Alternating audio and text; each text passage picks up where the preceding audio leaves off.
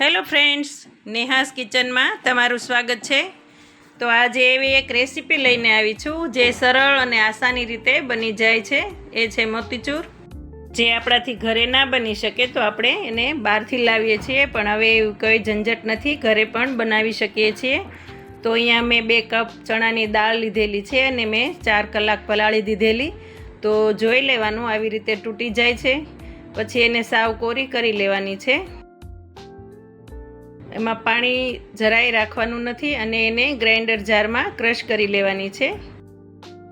તો ક્રશ એવી રીતે કરવાની છે, રૂકીને, એક ધારું નથી કરવાનું।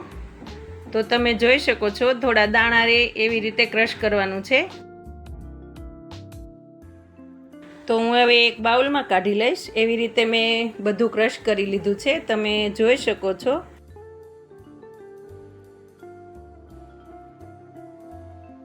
પછી અહીંયા હું ઘી લઉં છું તળવા માટે, તમે તેલ પણ લઈ શકો છો, જે અવેલેબલ હોય એ લેવાનું છે।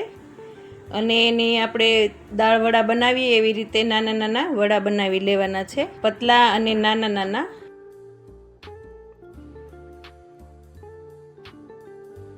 તો મેં અહીંયા બધા એવી રીતે વડા બનાવી લીધા છે। હવે ઘી સરસ ગરમ થઈ ગયું છે, તો એમાં હું તળી લઈશ। તળવાના એવી રીતે છે કે ઉપરથી સરસ ક્રિસ્પી થઈ જાય એવી રીતે। પછી મેં અહીંયા એના ટુકડા કરી લીધા છે।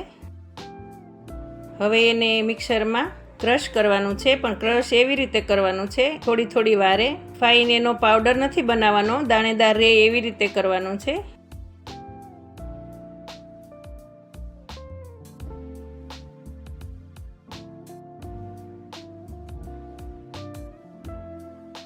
તો આવી રીતે કોઈ રહી ગયા હોય તો એવા લઈ લેવાનું। તો અહીંયા હવે આપણે ચાસણી બનાવીશું એની। તો મેં અહીંયા 1 કપ ખાંડ લીધી છે, પોણો કપ પાણી લીધું છે। તાર કોઈ કરવાનો નથી ચાસણીનો, એવી રીતે બસ એક રસ થઈ જાય એટલે એમાં થોડો આપણે કલર નાખીશું। તમે જોઈ શકો છો, થોડું ચીપચીપું થાય એટલે એમાં થોડો કલર નાખવાનો છે। કલર નાખવો ઓપ્શનલ છે, કેમ કે મોતીચૂર ઓરેન્જ કલરના જ આવે છે, બહાર પણ લઈ આવીએ તો પણ। અને રસાદાર સરસ રીતે તૈયાર થઈ ગયા છે। તો એને હવે આપણે થોડી વાર રહેવા દઈશું, 10 મિનિટ, પછી એનો લાડુ વાળી લઈશું। તો તમે જોઈ શકો છો, સરસ દાણાદાર મોતીચૂર તૈયાર થઈ ગયા છે। તો કોઈ ઝંઝટ નથી, કોઈ ગુંદી પાડવાની ઝંઝટ નથી, કોઈ બહુ વાર લાગતી નથી, 30 મિનિટમાં બનીને તૈયાર થઈ જાય છે।